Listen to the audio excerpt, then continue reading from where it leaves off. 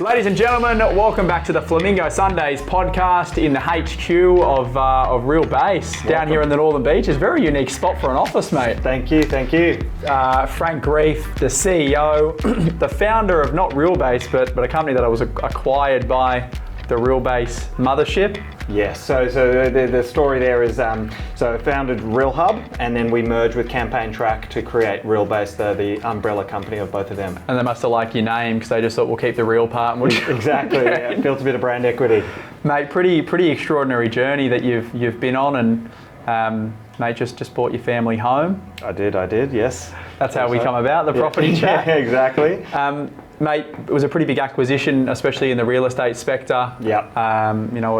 Quite a significant amount of money, which we'll get to, but it wasn't always dandy and happy and rainbows and lots of cash and lots of people in an office. I'm sure it didn't start that way. Absolutely not. Before we dive back into the story, just give us an understanding of what Realhub was and now what Real Base does, and then we'll dive through the journey. Yeah, no drama. So Realhub, I guess Real Base, we'll talk about it for now, is Real Base is a real estate company that focuses on real estate agents. The easiest way to articulate it is it's a marketplace which services both real estate agents and real estate suppliers. So every time a real estate agent is looking to either sell a property, so either market a property or market themselves, we sit in the middle between those two, as a conduit between the agents and the suppliers. Right, so an agent would come to you, for an example, and say, Frank, I want to do a beautiful video, or I need to get a signboard put up, or I need some DL cards, and you would sort out the logistics of that and actually make it happen. Correct, but all done through the software. So our as a business, we're across Australia and New Zealand, and so everything we do is trying to be as scalable as possible. So of course we'll have a team that onboards them onto the platform, but everything's self-service. So then it's essentially like a SaaS application. Exactly right. So that's our main business is all around the software as a product and selling that to help agents scale their business easily. Right, and what was the journey from the founding moments to where we are right now? Like what year? How many years was that? Depends how much time you got, mate. So it all started roughly 9 or 10 years ago. Okay. So I was a chef. So I was a chef 10 years ago at Bathurst Pavilion. I was working 60 hours a week. Loves a bit of salt and pepper calamari. Absolutely, mate. I could cook you the best steak you can imagine. I was on the fish section, so I was scaling fish for like 4 or 5 hours a day, just like scales all over me. You can imagine I was very attractive to all the girls. and so that was what I was doing. I just finished my apprenticeship 3 years in, and I was kind of like at that place where, working Christmas, working Easter, all of that. And I was like, probably not for me, right? And at the same time, my brothers, so my two brothers who we founded the business together, so Ken and Jacques, they were both in the real estate sector. So Ken was a real estate photographer, and Jacques was a real estate floor planner. And so one day Ken came to me and we lived together, and he said, there's an opportunity to move to Melbourne, and we can go and install real estate signboards through a franchise in Melbourne. And you thought, no scales, no fish? Bingo, yeah. Literally, I remember so clearly, I'm in the kitchen, right? And I'm going, and at that time, being on apprentice wage, working that, I was pretty much pulling in about $400 a week for the 60 hours. And then we started calculating, real estate signboard is $200. And I was like, okay, we can do 10 boards a day, 5 days a week. And I was like, oh my goodness, this is it. It's really easy to do the back of envelope math. And you're like, oh, mate, I'm going to be rolling around in the rolls in like 6 months' time. And then we were like, done. And obviously it's all easy to think about. So within literally a few weeks, we packed up, we bought a ute, we moved our lives, which wasn't much. We moved to Melbourne, and we started this signboard company in a 3-bedroom little house in Croydon in Melbourne. Now, for people who don't know Croydon, it's like 40 minutes outside of Melbourne. So you're not delicious coffees and all the nice, exciting life. It's like nothing doing. And so literally, morning we would go and install signs. In the middle of the day, we'd be printing them. And at night time, we'd be, doing templates and things to help the next day. And so that was kind of our lives for about a year. That was the bizzo. That was it. How do you just set up a signboard company? I'm sure you just didn't have a printer just sitting around or no or much design experience. Zero. So the beauty there is, of course, there's companies that help with everything, and so we just had we just did a bit of research and found a company that did the wide format printer and a company that did the the brochure printer, and it didn't take too much, and Yeah. Like I'd at the time I was actually, funnily enough, on the side gig I was a DJ. So I was like, okay, I'm got to get all my capital together to start this thing. So I sold my decks for $3,000. Were they pioneers? Yeah, oh yeah, that's the top of the line. The pioneers are gone. Of course. And then that was literally, and we obviously everything was kind of like on lease terms, and that was what we needed to get started. And so that was all, you know, from the house. So, you know, there's a photo, my favourite photo is like of our living room, and we have the printer through the middle. We've got 2 bean bags which we'd set up as our couch, and then we were looking at a TV, but it's actually just a computer screen, and there's just like guillotines and just paper everywhere, like just absolute. And how many signboards did you do within your first 6 months? Did the rolls come? Not the 10 a day, and so absolutely not. So we did all right. By the end, we probably got to maybe like 20 signs a week. Wow. So certainly that not bad. Not bad, but we had like four really loyal customers. Yeah. But we got to a point about the end of the year, it was like, you can imagine, right? It was just like, there's nothing but just me and my brother, and, you know, like siblings fighting, like, it's tense. So we got to that year and we're like, okay, cool, we're going to sell this and come back to Sydney and start it all over again with our middle brother, Jacques. Not bad though. You went from $400 a week, what'd you say, 20 signs? Yeah, about 20 signs. 20 signs at $200 a pop. $8 grand. Yeah. 20 extra income. Yeah, that's right. And then you exited out of that business. Yep. So we sold that. We came to Sydney and we did it all over again. Right. And then now, obviously, if I keep talking at this pace, we'll be here for a year. But then over the next 4 years, we kind of kept organically growing. You know, getting more and more customers. But we got to a point about 6 years ago where, because we were still within this franchise, where we realised our ambitions, where we wanted to go. Like, you got to kind of understand, like, we were a little bit like tweaked. Like, we were installing one sign and got 3 for the day, and I'm like, I already can see the vision of when we're like, we've made it, right? So like, we were like, it's not going to work in this framework for us. Yeah. And so we made this decision, okay, we're going to need to start our own brand. Right. But so you were working inside of another brand. So we were working inside another brand. So your own business is a franchise, you're giving X number of percent, and that's all fine, but it was just kind of like the software and all of that just didn't align with what we wanted, and like even the brand identity just wasn't who we were. Yeah. And so then we had to make a decision, which was, we got to sell this bad boy, not sell it, we got to change the brand. But to contextualize, like, I guess the weight of the decision was, our parents also were in this franchise. Right. But completely separate to us, right? Okay. So they had their own agreement and nothing to do with us, but they had their own franchise. And so we got out the whiteboard and we went, okay, what's the worst case scenario if we sell this business? If we change the brand. And it was like, if we do that, maybe our parents might lose their business. And so at that time, our parents are looking to sell, and they're roughly at a figure of about $1 million. And so we kind of looked each other in the eyes, the brothers, and we said, okay, if that happens, we back ourselves 100%. We're going to pay back our parents. We're going to pay that $1 million as a debt if that worst case scenario happens, right? And then we launched the brand, which is Realhub, which everybody would know now. And so for the first 3-4 months, like, you know, we'd now built our own software, we created our own brand, you know, we've got awesome design, everything's looking great. And this is doing the same stuff. Same stuff, but just within our own framework, we have full control. And really it came down to the software that we'd created, which then was going to be able to expand and scale. And that was like literally like floating on cloud 9, right? Like, we thought we'd like, this is it, parents still got the business, it's all going good. And I remember so clearly, it was 5 a.m. on a Saturday morning. I was sleeping, I get a phone call from my brother, and you know, it was like a family phone call, 5 a.m. Saturday. I was like, he's had a massive night. Yeah. That or something terrible's happening. And I pick up the phone and he just says to me, Mum and Dad have lost their business. You've got to come to the office right now, and we've got to figure out how to get out of this.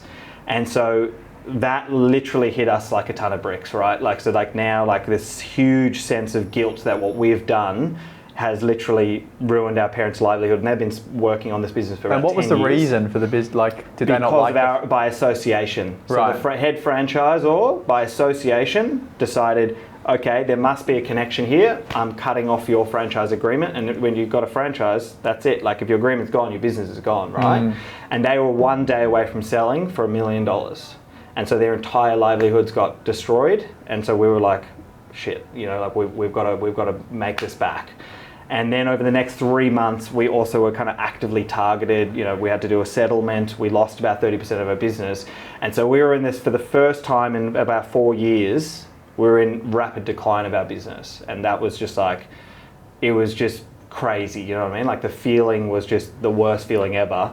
And so that was probably like, if I look back, that's like the lowest point in our business and our like in lives, because you can imagine it's the entire family unit, like literally all our eggs now are in this basket. Yeah. And then, but we were essentially, you know, the big lesson for me there was like, we were backed into a corner and we had zero choice but to succeed, right? Like there was no other option. Failure wasn't an option. And ultimately, you know, I often think about that moment, although at the time was the worst thing that could have happened. That moment was probably the reason for the success we had, because we were nothing but focused. So I had a property, an apartment, and as did my other brother. We both sold our apartments. We moved into a 2-bedroom apartment with our 2 partners. We dropped our salaries back to $400 a week, and we just invested everything from energy, time, and money into this business to get us out of this hole. So so the $1 million never come through from the sale of the business. So that would have probably been a strategic move from the franchisor as a bit of spite as well. Exactly. On the day of the contracts exchanging. So it was like timed to be an FU that this is happening on that week, because they knew that they were selling that day. So they did it on the morning of. So your parents probably woke up in excitement, like yeah, exactly. And then because of that, you know, like you said at the time, most people, and Tom Panos talks about this, you know, the best gifts in life come badly wrapped. Yes. And that would have been one of those moments. 100%. So what was, like, let's just talk about that moment. What was like the discussion around, like, what the fuck do we do? Like, $1 million at that point in time, significant amount of money. Absolutely, right? Yeah. I mean, the discussion was, and I remember it so clearly, we're in the apartment, like I was, you know, like looking in my mum's eyes, she's got a tear rolling down her face, but she doesn't want to make us feel guilty. But obviously they've lost everything, and then like, you know, I'm an emotional creature. Tears, literally the whole family is like crushed. Yeah. And so all we did was it was like what I would consider, you know, going into planning for war, because we were like, okay, we gotta go and just go all in. And so then from there we were like, we just need to sell. You know, we need to sell as much as possible, and we believed in what we did. And so it was just literally like, okay, the numbers of what do we need to do to get to that point where we can pay them back that debt, and that was really the focus in our minds. And then the building started happening. So I at that time, so my eldest brother Ken, super genius, like, you know, software engineer. He built Realhub from the ground up in those days. Jacques, incredibly smart. Like both of them are like savants. And then for me, brains, like, you know, I can have a conversation, but like the brains part, I'm like well over my head. So I was like, okay, cool, I can talk. So they were like, well, you got to sell. You know, like you can have a conversation with a person. That's it. You're the salesperson. And so I went and you know, we chatted about this offline. I you know, was a big like audio book and like, you know, consumer of content. And I don't know if you know the guy, but I bought a sales program from a guy called Grant Cardone. And Love the G. Uncle G. And it was $1,500. And at that time, you went all out. You didn't go the $20 ebook. No, $1,500 bought the because I'd read his 10x book, and then I got the Grant Cardone University, and I would sit in my lounge room in the morning before work, and I would practice, you know, scripts and dialogues and stuff like yeah, literally, and like obviously not everything he says I agree with, but like it got me in that mindset, and then that for me, I was just, you know, it was just cold calls, it was just, you know, pestering the nicest way possible, agents and stuff like that to get business. And, you know, as that started to snowball, you know, rumors started to, you know, spread around. And at the time we were, you know, in competition with, you know, Campaign Track, our now great friends.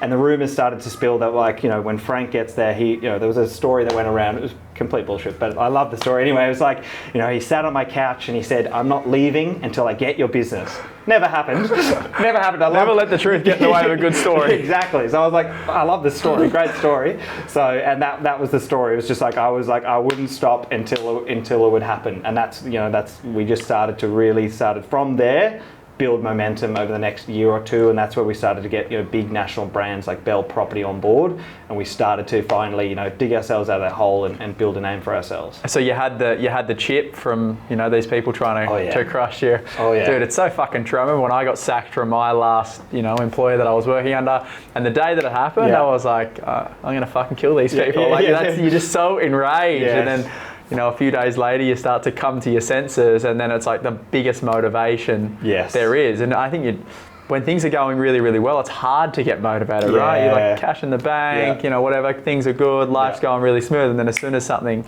changes, it's 9 times out of 10 the kick in the guts that people need, and that's when I think you see I can't remember the statistic, but it's about the top companies in the world. You know, once they reach that pinnacle, then they're not there for a very long time because of the decline of getting complacent, right? Hunger. So, 2 things I want to chat about. One, you said you built software to begin with. So obviously the software come from the brains of your brother. Yes. So is that the gap you saw in the marketplace when you were with this other firm? It was like, well, these guys are doing it like this. We think we can do it like this. I know how to build the software. Let's go and do it. Exactly. So that was the big thing for us, and we were really trying to serve the purpose of our business. So our business being signboards and brochures. We were like, how do we create the most efficient thing that we don't have to do as many phone calls to get a brochure through to the printer, right? Right. So that was, we knew all the problems, we knew what we needed to solve, and I guess that was the beauty, is we'd built 5 years of knowledge in terms of what our problems were. So all we were trying to do is more so than the agents is trying to solve for our own problems in our business. But through that, we then had built something that we realized very quickly was far greater than us to just do signs and brochures. And did you realize that at the start that you were going from essentially a service-based businesses to a tech company? No, but I'll back my brother Ken. He was like, tech, and I was like, no, like, you know, money's money, it's all the same, you know, I just want to install the most amount of signboards, you know. That was before you knew multiples on revenue, right? Exactly. That was before I knew that. So that was, you know, but once it went out there and people started to see it, then the penny dropped and we went, okay, cool, this is where we're going to focus, and this is where, because at the end of the day, what we realized is, you know, when you're working in a commodity and a service, is like, you can only kind of, it's hard to create a moat around your business. Fucking tell me about it. That is my thing every day. I'm like, how do I stop essentially still selling my time for money? So like, and that's where obviously brand is everything, right? Like, and I know you talk about this, is brand is everything. The Gary Vaynerchuk thing is like going into it's got to be all about brand. But then we knew when it came to the software that our moat could be that software, and that through the skills of my brother is, we were literally 5 years plus in front of the competition. So when we walked in, people were like, oh, okay, this is a no-brainer. So you had that competitive advantage from the get-go. Exactly right. And then the other thing I wanted to talk about, so that was the software side of it. With the sales side of like, you know, you going out there selling, I think it's very hard for people to see as well, right? Like when, you know, we talk about the numbers and people would have read the story like, fuck, but I don't think people would have then looked back at you like fucking walking into someone's lounge room, you know, walking into someone's office, and at that point in time, you're inferior to the person that you're sitting with, right? Because you're begging for their business, where a lot of the conversations you go into now, you're the superior and someone else is the inferior, if you look at it like that. I wouldn't say that to in my a sales sense, sure, right? Like most people, when you're getting sold to, then you know, I get you. Yeah, Grant Cardone. It's all about the frame. So what was it like? Like obviously you learned the training. Like how did you, one, prospect for business, and then two, like what was the sales process like? This is a selfish desire for me to understand as well. I love it because it's good because it takes me back, and I do like reminiscing. I remember my first time ever going to sell to a client. It was a client that did probably, I think, 12 listings a year, and I was handing out. And the client was a real estate agent. A client was a real estate agent. All clients are real estate agents, and I was handing out my sales pack, and I'm going like this, and I'm sitting there, and like it's like such a small little real estate shop. Her granddad was there to come and have a cup of tea, and I'm still so nervous, right? But then it was just the repetition, and it was the practice outside. And for me, my biggest thing was, I'm going to spend so much time knowing about your business, as in the client I'm going to go talk about, that when I'm talking to them, that I'm already going to create that level of, you know, like, wow. Do you know what I mean? So for example, I'd be on Rate My Agent, I'd be learning about the number of sales they're doing, I'd be looking at the properties that they're doing. If they do any content or anything like that, I'm trying to get to understand their business, understand their agents. I'd go to their open homes and see how they conduct the open homes, and I'd learn about their business so that when I was pitching our business, it was never the same. It was always in the frame of like, I know what's going to work for you. And that was tailored. It was tailored 100%. And so that was the biggest thing for me, is like, I was a little bit of a freak. I'd created a collage with my terrible design skills of all the real estate agents by their logos on my computer. I printed it out and I had it in my bedroom. Sounds very weird, but that would be... Next to Pamela Anderson. And that would be me every single day looking at them. And so I knew their businesses intimately, so that when we had those conversations, it's kind of like a blessed position, because our market is niche. It's real estate, and real estate is quite, you know, an open book in terms of you can know a real estate business through their social, through their what they do and their opens and all that, so that I could learn, not like a consumer where there's kind of a whole much bigger pool. I could really learn, and so I would listen to Tom Panos's podcast, Josh Fegan's podcast, and so I would learn everything I knew about real estate. Then my most common question in sales was, are you a real estate agent, or have you been a real estate agent, or would you like to be a real estate agent? Because I knew their sales strategy, and so then that's how I could formulate it into mine to them. Right. So essentially getting under the skin of the person you're selling to. So you're speaking their language. You know what their pain points are, and you can tailor your presentation instead of shaking when you're walking in. To be confident when you're talking to them. I got a story for you, and you'll like this one. And it's about Marty Fox, right? So I'm like, okay, I want to call Marty Fox. So I start watching his content, and he starts talking about how much he loves FaceTiming. He never calls.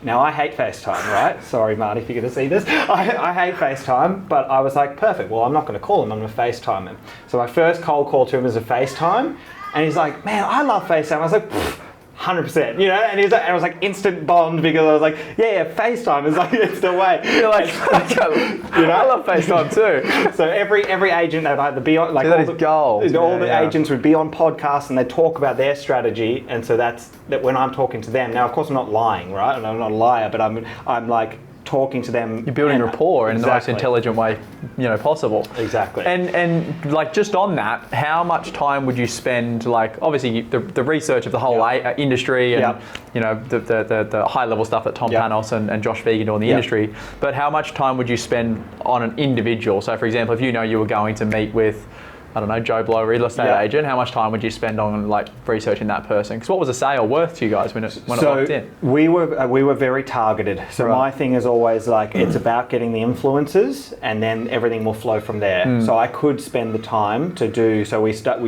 with the Cunninghams, because everybody else around them, you know, they're influenced by them. Then we know we go to a Bell property, because again, like people. So I was very targeted, going to those big key either boutiques to work my way up to the franchises. But the reality, like, I couldn't put a time figure on it, because it wasn't like a sit down research, but it was more like, okay, cool, I know I want to hit, you know, Alexander Phillips, I know I want to hit all these people, so I'd be listening to their podcast and skinning a signboard. You know what I mean? Like, I'd be listening to Marty Fox's podcast while I was on the plane to go meet Jealous Craig in Melbourne. You know, it's like that kind of thing. It's like, you're just obsessed with everything. 100%. Like, it was like, you know, me and my brothers always used to laugh. It's like, we're like, kind of like, after this, we'll have to go get personalities, because our personality is so intertwined with business. But it's just because we just love it. You love it, and you know, obviously when you were, like I said, when you were starting out, like you probably wouldn't have planned for it, but in comparison to, say, you and all your mates you grew up with, like, what was the difference with personalities? And then, you know, I'm sure a lot of them haven't fucking gone on to sold a, you know, 7 or 8 figure business. Like, what was the differences in you guys, like, looking back at it now, like personality wise and what you did, like habits and all that shit? It's a good question. I feel like I have amazing friends. So I have like incredible friends that we've grown up from high school. Majority of my friends are from high school. We're close. We would hang out every weekend and things like that. So like my friends are, they all have very different things, but they're all, you know, the kind of things that come to mind is they are all equally as passionate about what they do. So it doesn't matter what they do. So I have a friend who's a sound engineer, and every microscopic millisecond on that sound wave's got to be perfect. So it's similar in that respect. I have a friend who's an amazing carpenter who's building the most, you know, he only wants to work with premium stuff. You know, if he's going to build you a deck, it's going to be the most premium thing. So we all kind of share that. But I was always that little bit, you know, people would always kind of laugh at me in terms of like, you know, when I was going, and let's say we're going out on a Saturday night, like I've got all the plans, I've got the hours, I've got everything like framed up in my mind. They were like a little bit more loosey-goosey. You know what I mean? And so like 10 to 11 we're king. So right from 11 we roll. Exactly. And so, and then also for me, it was about speed was everything. You know, I'm a very big believer. There's a great quote that I'm going to butcher, but the idea is, you know, you could be versing a grandmaster chess player, and as long as you get 2 turns for every one of theirs, you're going to win. Right. And so the thing was, I was never getting caught up in this idea of like things need to be perfect. Like I'm so far away from perfect. But I was going to ask that, perfectionism or process, right? Perfectionism for me, I'm so far away from that. Like I make mistakes all the time, but it's just like go. And so that was the big thing stand out between the friends is like whatever I did, it would be like, it's like I want to do something. If I say it, I'm going to do it, and it's going to happen incredibly You're going to fast. actually action on it. Exactly. Yeah, and I had a conversation with someone this morning about this. Is like, he was like, oh, I'm trying to do this, and I'm like, dude, you can't fucking try and do something, right? You either do it or you don't do it. Like trying, you're just giving yourself the excuse to say, oh, if it doesn't happen, it won't happen. And I look at most of the people I interview or nearly all of the people I interview on this podcast, and like, all the successful people that I know, and I'm not talking about success in marriage or life, or like just commercially successful people. And the difference between them and, usually the people that they grow up with or hang out with is that they're so obsessed with what they do that nothing else in their life matters. Like I look at myself with property investment and property, like I was fucking 16 or 15 years old getting on a train from Western Sydney going in to listen to seminars, right? Not many 15-year-old kids do that, right? And you sound like you're the same with what you did. It was just like every living moment was about this, and I think that's what separates people from being super successful commercially to people who, maybe just have a job and just aspire to do that. Would you agree? 100%. I think that the thing there is, and like the reality is like even since that day one, like we never worked past 6 p.m. as an example. You know what I mean? Like I don't do till 11 and things like that. So if you look at me from the outside, you'd be like, he's got a pretty balanced lifestyle, but it's in my mind, what is the unbalanced part, So people ask me occasionally on the weekend, like, what kind of sport do you, I'm like, I don't like, apart from business, I'm shredded, I'm pretty boring. But the point there is the concept of like, if you think about a professional athlete, a Kobe Bryant, and one of those people who are in the top of their game, there is no such thing as balance. You know what I mean? Like obviously Kobe's a bad example because rest in peace. But it's still him as a person. Any of those people at that level is like, the reality is they don't get to that number one level with being podcast you need to listen to, dude. Stephen Bartlett, Diary of a CEO. He just did a podcast with the coach of Michael Jordan and Kobe Bryant, and that was exactly what he was saying. He's like, these guys, that's why they are who they are, right? Like other areas of their life, sure, they may sacrifice, but they're fucking best for a reason. And if we're talking about real estate, like, you look at people like Alex Phillips, for example, like there is a difference between him and all the other agents under him because he doesn't have anything outside of real estate. When he's in Australia and on the ground, it's like, that's his life. Like you ring him at any time, you talk to him about anything, and it's always, property focused. And I think that's what separates him doing, $20 odd million in GCI and someone doing 500 grand in GCI, is that you're so obsessed. How did the journey then go from, starting to build this business, you offloaded the apartment, so you literally went all in, to then, starting to scale this thing to a level where, one, you could pay your parents back the $1 million, which is not a small amount of money. And then, you really started to see where it was transitioning from a service-based business into a tech company. So for us, that first year once we launched it was, like I said, we're eating shit for a long time. Got to year 2 and we started to get those influential brands on, and then by year 3 is when we were hitting the ground running. So we'd moved to a new office building. The new building was like a significant investment again for us. It was like a $200K a year office, which at the time was, we had to get 70 grand for the deposit. Business had no money, so brothers again, boom, here we go. And so we just literally, it was piece by piece. It was piece by piece, and it was getting those clients. And then the next thing was for me is like, as I started to my role started to evolve from getting those clients to really focusing on building a team around me. So we went from day one, we had 4 team members. And just before the merger, including the 3 brothers, including the 3 brothers. So you had one external. Yeah, that's right. Yeah, they were offshore. Always fluff up those numbers. And that we did that with the client. Like in the early days, it was like we've got account managers, we've got a sales, and it's like I've just described myself in you gotta do that. 5 different ways. I do it all the time. How big's your team? It depends. 30, 50. Depends who's asking. And then all we did was we just every single cent we reinvested. So for those first 5 years of launching, so now we're in business for about 8 years, right? We had never turned a profit, because what would happen if we get to June 20 and we go, okay, cool, we can see there's some kind of profit. What more can we buy? What more can we buy to build up the business, or who more can we hire to just keep it? So we just continually reinvested. And what sort of salaries were you taking? Like, so until 2 maybe, let's say 3 years ago now, because we've been merged for about 2 years, we were on the entire time until we dropped to 400, was about 50 grand. So nothing. So it was just enough to be able to do what we need to do with home. Yeah. That was it for literally 7 years, and there was a period there where it dropped to $400 a week. And there would have been like the complete perception of like, because obviously the company's growing, you've got staff, you would have had 90% of your staff earning more money than what you were anyway. Yes. Yes. But the perception of like, founder of a company, business owner, 50 staff, whatever it was, made it. But the reality of it is completely different. I think that's what people misconceive, especially when people get into business for money. They're like, oh, you must earn heaps of cash. But it's like, we earn money in good times, but when fucking times aren't good, it's like everyone else eats before you. Exactly. So, and on that, like when the COVID thing started, our thing is like, we are big believers in our people, and we will do whatever we can to back our people, our team, and our business.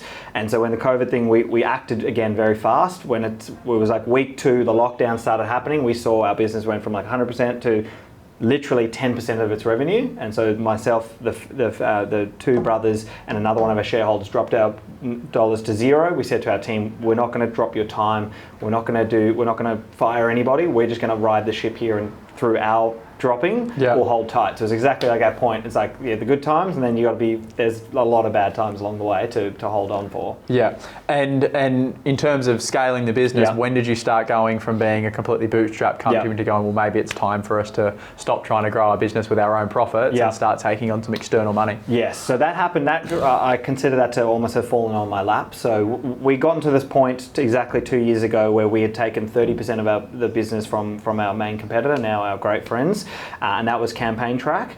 And one day I get the door knock come through. One of my team members says to me, the CEO of Campaign Track's here, and he's asked for you, Frank. And I'm going, fuck, okay. What have I done? I was like, on it, like legit. I was like, because we always used to have completely a joke, unsolicited, just rolled in, and obviously it was fierce competition. And I was legit thinking, and we'd made jokes about it. Me and my brothers, like, maybe they will murder us. And I'm thinking, this is it. They've come to. He's going to come sacrifice me in front of my team as like to show the team and then so like I walk out, and then he just drops the hammer on me, and he's like we've been fighting now, like. Obviously, in the early days, we're leaps and bounds for the first 4 years. Then the last year, the competition just got so rife that it was like incremental steps forward, because we'd have a customer say, okay, the button on their system is on the left-hand side, it's a different color, we want that. Yeah. Okay, well, we don't want to lose you. And so we got really kind of petty, the changes and stuff we were doing, because of course we want to keep every customer we could, keep them happy. But we weren't making big leaps forward that were going to actually service the customers way better. And so he kind of laid that out to me and was like, we're fighting for no good reason. And there's only so much market, right? Exactly. It's a very niche space we're in. And he was like, we should merge our business and work together rather than fight. And at the time I was like, actually this makes a whole lot of sense. Yeah. But I was like, my brothers will never go for it. And then we all sat down and we were like, actually, this makes a whole lot of sense. So from that conversation, so you never had any funding before that? It was completely bootstrapped, every dollar was from our own money. So we just used our money from the signs and brochures to invest into the software. Yeah. And then from that conversation, exactly 6 weeks later, we'd merged our business and we'd moved into this new office. So like I said, everything we do is fast. And I had 2 conditions. I said it has to be a 50-50 merger. And at that time, to understand, our business was 1/4 of the size, Realhub to our competitor, Campaign Track. So straight away you picked up money in the deal as an Grant Cardone. No, 2.0. And so that was the thing, because it was more about the power balance, because we wanted to make sure that we were equal shareholders, right? That was the main thing, was we just want to make sure that we're coming into this with the same mindset. And the second prerequisite was it needs to be fast, because what I didn't want to do is get dragged along in a process and then something happened. And literally within 6 weeks, so like our accountants and lawyers were like, this is crazy, like stop it, like this is too much. Like we actually moved into this office before our merger deed and shareholder contract was signed. We just built that much trust. Now I wouldn't recommend that to people, because that could have there's probably 1,000 variations of that could have gone terribly wrong, but we just built so much trust, and we realized that we work so well together. And our stories even aligned, like they were doing the signboards, all of that stuff was so similar. They're even, like I'm South African, obviously my brothers are, and then some of the shareholders in Campaign Track were South African. It was just like, okay. I had no idea you were South African. Yeah, so that's where we were born. There we go. Yeah, right. So when you went and obviously did the merge, which would have been a private merge in comparison to then getting bought by, a public company, I don't want to skip too far forward, but what do you reflect back on now and see the differences, right? Like one process probably would have taken 2 years and one would have It is crazy, the difference. So like, because we were private, we didn't have nothing, but really it was like building trust with one another. We didn't do any of the due diligence that we really should have, which of course the accountants and lawyers were telling us we were not doing. And luckily that paid off, but it was a whole different ball game. It was just kind of like, it would be like, we need this, and it's like, oh, I can only give you this, this, and this, and be like, okay, that works. yeah, all good, that's fine. Like, it's just expensive. I don't worry about that. All good. And it was just like, cool. But like, obviously going the other way, it was every microscopic detail you can imagine needs to be surfaced and discussed and understood, be able to move forward. So from the time that you merged, and so when you become real base then? Was that when you become real base? So merged the and then how many years was it between? So it was exactly 18 months between that and the acquisition. So when we did the merger, I have a lot of people who've come to me and gone, mate, like what a you've just planned that out perfectly. Again, it's like the Steve Jobs, connecting the dots in reverse is so easy to go, it all planned out, but the reality is we didn't know any of those things. We just knew what we were doing was going to be good for the industry. And you didn't, like when, obviously you said you first spoke to him, you said the brothers wouldn't be too keen on this, then when the brothers went and regrouped around the coffee table, was that some of the thinking? Was like, if we did this, we could get acquired, or not really? Not really, no. It was more that we just love like building cool shit. Like we love building cool products that people love to do, and the competition and the fierceness of that had stopped this, like the excitement and the creativity, because we were too focused on things that we knew weren't going to change the industry. Right. They were just to keep a client. And the reality is we knew that, hey, if we could invest the time and energy, we're going to be able to do things that's going to make the clients way happier in the long term. But in the short term, it may feel like, oh, now we're not going to move that button around or add that small little piece. So that was the thing that got us excited, is like, we're not going to have to watch our backs constantly. Like we would get a client, 6 months later, lose it, and then we get it back, like it was like that, and then go through, and it's like you're not building something forward. Did you think about going internationally at any stage? Like, is the marketplace too different in another country? Too different. So like, there's certain products of ours that we've definitely considered it, and we're in New Zealand, but it is just so unique that, and there's just so much opportunity still in Australia and New Zealand. We know this market so well that it's like, don't get distracted there and then drop the ball for our clients. Focus here until such time that it's easy and you're not going to drop the ball. Okay. 18 months between the merger and then the acquisition. Again, did that 18 months probably would have been DD and so the first 12 months, so I was I was pretty excited when I was asked to become the CEO, and my big thing was 2 different companies, 2 different cultures, completely different. We need to focus on what can we do to bring this team together, because instead of fierce competition, it's got to be, we're all working in harmony. So first thing I did is I renovated this office. So as small as that sounds, it's like, I was like, we can't move into your office and you can't move into ours, because it's like, we're in your territory. So just psychologically, I was like, we need to have a new space where we all walk in on day one and be like, sick, you know what I mean? Like, now we're in this new world. So we did that. We created our new core values as a business. I hired my first kind of hire as the CEO was our chief human resources officer. So HR, and it was all around how do we get this culture to be like epic, and have everybody aligned that they're excited about this, and not worry about. Used to be competition, now it's like we're all one and together. So that was the first 12 months of the building, of the business, was the foundational work. And then once that 12 months had happened, we'd done tech foundational work that brought all of our products to be in a single, kind of brand and feel. We've done the work on our team members. We've done the work on the positioning for our clients. And so I was like, okay, this is the foundational stuff. And now we know exactly what we want to do over the next 3 years. So our goal was to get to 80% market share. So where we stand today is about 46%. So almost 1 in every 2 properties that sells in Australia and New Zealand will come through our business. And so we wanted to get to 80% in the next 3 years.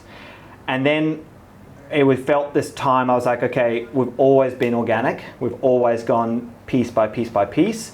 And so I was like, maybe it's time to kind of open up this conversation to see if there's someone strategic that can help us, kind of have that impact as quickly as possible and be able to build more cool shit at a bigger scale that we could. And so that's where that it was about 12 months ago, those conversations started to happen. And that was a strategic move. That wasn't someone knocking on your door again randomly saying, hey, I got some cash for you. Yeah, no, that was a strategic move. And so we had to find the right partner. And it's an intensive process process. You're pitching your business to all these people, and you start to form, like bonds with people, and so you start to feel like a real big sense of guilt because you're like, I could see this working with multiple people. Yeah. But Domain was undeniable because the products that we had were missing in their suite, and the products that they had were missing in ours. And so when you put it end to end, which is what my awesome business broker did, was he laid it out as the strategy together, and it was like, holy shit, like this makes the perfect puzzle piece together.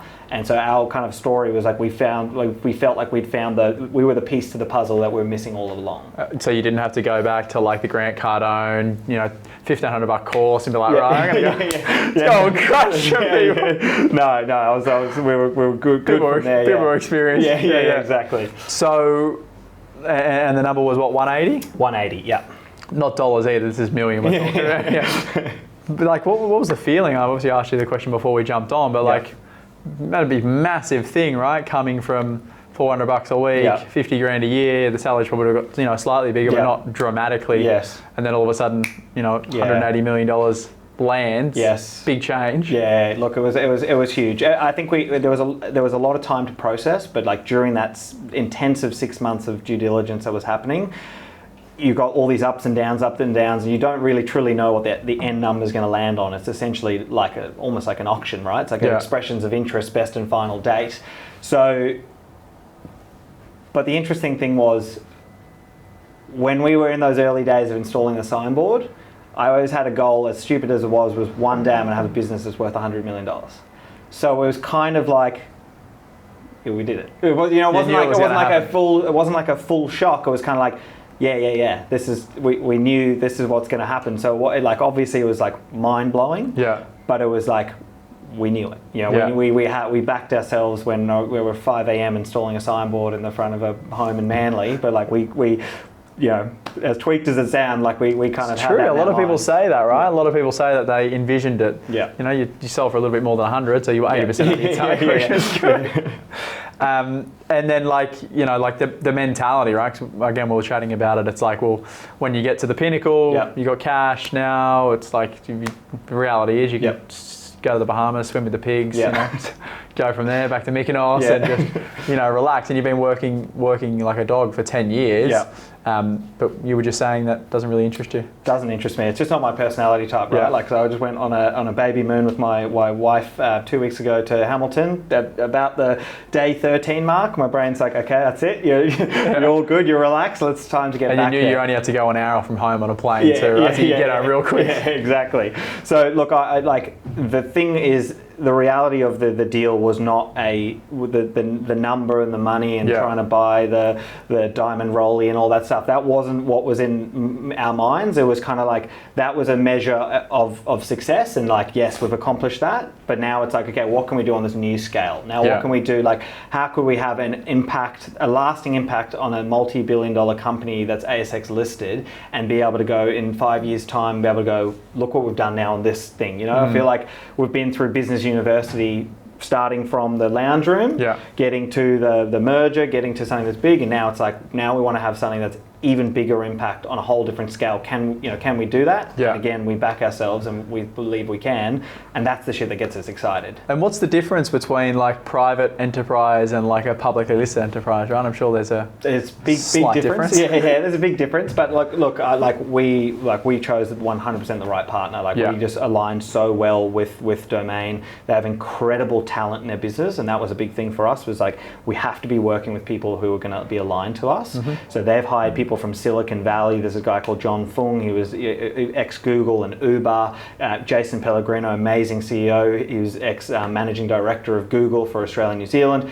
So they're trying to have this kind of, not startup culture, but like that kind of vibe in this public company. Yeah. So they've been we've been working incredibly well together. Obviously it's early days, but it's like they're trying to keep what we've created, keep the magic, but then you've got to, of course, have the few checks and balances, which is, marketing has to go through legal, but like those are things that is like easy, because it's all been, the plans and processes are easy to do, and it's just like, it doesn't really change too much. Yeah. So, and how old are you? 29. 29. Yeah. It's fucking crazy, man. Thank you. I mean, the question is probably not going to be relevant to you because you fucking envisioned it, right? You're like, $100 million, it's going to happen. But like reflecting back on the journey now, one of the things that I picked up in the conversation was like, when we did the merger with Campaign Track, looking back on it now, nothing went wrong, but you could have done more DD, right? Yeah. Should have, could have, who knows? But is there anything, that you look back on now if you were starting the journey again? I mean, everything's worked out perfectly, but is there things you would do differently? Is there things that you could, It's a really good question. You haven't been doing it long enough. I know. It's really interesting because I guess the thing that comes to my mind is like during those pretty much the whole 10 years is you never know if the success is going to come because you're in this constant, day-to-day panic or whatever. You're like, obviously I believe it, but it's like you've got to go through all the stuff. So, I think about like, oh, maybe I go tell myself, no, it's going to come. But then I'm like, but then would that change everything? Would that change the way we work, change the hunger? So like, I know that's a bit of a cop-out, but I can't think of anything because I feel like every mistake that was made was a learning lesson along the way. And there were so many mistakes that we made. We would pivot into different things and then just throw that in the bin. And but like every one of those was the building block to today. Yeah. So I know there's not going to be a sweet nugget of gold out of that. I think that's just like it's all relevant. Reality. What about like, was there times in business or when you were growing the business, and one of those times I'm assuming would have been when your parents had that awful news, but like when you were like, fuck, maybe let's just stop trying to go so big and let's just keep it as a small company and stay profitable. Like, is there that sort of stuff that went on? Yeah, definitely. I mean, there's been times where we'll go and bring on the big customers. So like we went from our biggest customer was Cunningham's, amazing business, amazing client, 4 offices, and then we went and got Bell Property, a 90 office franchise group, right? And at that time we had 11 team members. I personally did the training of 45 offices in a 5-day period, and like it was literally like we went from that was one of the times it felt like the scale was immense. So in those moments, there were definitely moments where it's like we've gone too fast, and we did hear that a lot of the time because obviously people saw us young, ambitious, and they're like, don't grow too fast, don't grow too fast. And there was moments there where like, have we done that problem? Is this now the snowball that drops? Yeah. But the reality is those things is like that's what stretches you, and that's where you learn the best stuff from. Yeah. And so that's all I would, one of the things I would tell myself is like in those moments is like any time you feel stretched like this, it's just like, don't worry. It's like 2 months, 3 months, 6 months, you're going to look back and laugh because there's this new thing that stretches you, and that's like a bit of a joke now compared to what you can handle. That's so true, right? Yeah, reflecting back on the things that you're like stressed out about because you think it's going to end you, and you look back like, fuck, are you serious? Yeah. Everything's better in hindsight, like Steve Jobs says. Connecting the dots when you're in front of the dots is much easier. How about like financially now? Yep. Like, I'm sure your lifestyle could change if you wanted it to change. There's not too many things that you couldn't buy if you wanted to buy. How does that like play with your mindset and, fuck with your motivation, for example? Like, I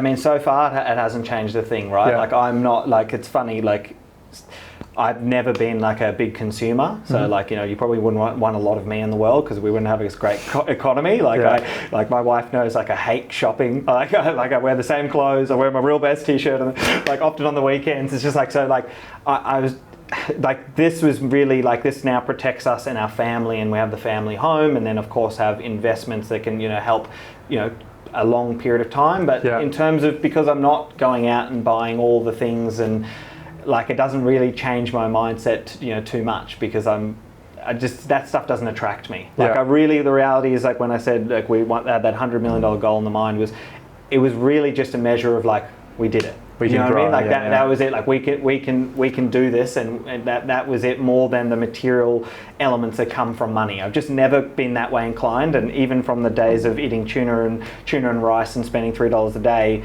like I knew that money is not going to provide happiness. Of course it's going to provide freedom, but so therefore because I already had that mindset, now I'm not like, oh sweet, I'm just going to go out and spend and buy and all that stuff because I'm like, cool, like firstly I just don't want to walk into the shop. That's just going to be a painful experience. Can we design some tech around that? But what about like the business side of things? Like obviously when you start a business you're bringing on staff, like cash flow is a real thing. Fucking BAS bill, all the shit that goes on with business. Like that becomes a stressful, part of growing a business. how does that change now? Like, do you still have those worries and problems? And that is the biggest learning lesson, is humans just adapt. Yeah. Humans adapt. So when you're in those early days of being 3 people and you're grinding it out and your stresses, you actually said it on a post the other day on Instagram. It's like, you still have those stresses regardless. It's just on a different scale, right? And so none of that changes. The mind just changes that the old stress won't stress you out anymore. However, you've got a whole new set of new things that are going to stress you out, right? Yeah. So that's it. Like you just adapt. And so like I still will have day-to-day things, but just on a whole different scale, level. Yeah, and it's so true. Like, I personally, you go from being an employee and you're stressing about like your $300 phone bill that month. Like, fuck, why did I do that? You go out and spend too much on a night out, and then all of a sudden that completely changes to $50,000 bills, or and it's just like it just gets bigger and bigger and bigger, but the worries remain the same. Exactly. But it's very, very hard to see that when you're at that lower level. You're like, oh, if I just had this, I'd be sweet, and then you get that, and you're like, fuck, don't change nothing. Don't change that. I mean, now like we have like our weekly salary is $200,000 for a weekly salary for all the team members. It's crazy, so right? It just snowballs. The numbers just get bigger. The zeros. The zeros. And mate, like in terms of vision for the future. Yep. Obviously, you're committed to the company for the foreseeable future, but is there like dreams and aspirations to hit Silicon Valley? Is there dreams and aspirations to do something on a global level, or are you just sort of focused in on right here, right now? Yeah. So look, like our immediate future is for me, one big thing is like I want to make sure that the domain and the partners that we've done, I want to make sure that they go, this is the best decision we've ever done. Yeah. And how do I do that? And when I say I'm talking about from the team's point of view, is we need to make sure that we keep building the best products, getting more of the best clients, and building something that they go, that was the shareholder meetings and the quarterly, they go, that was the best acquisition we've done, hands down. So that for me, that's my goal right now, is just to make sure that this continues to grow, but now at a much bigger scale. And like I said, we want to get to 80% market share within the next 3 years. And then beyond that, we definitely do have aspirations at some time to take it, to see which of our products can go international as a pure SaaS product.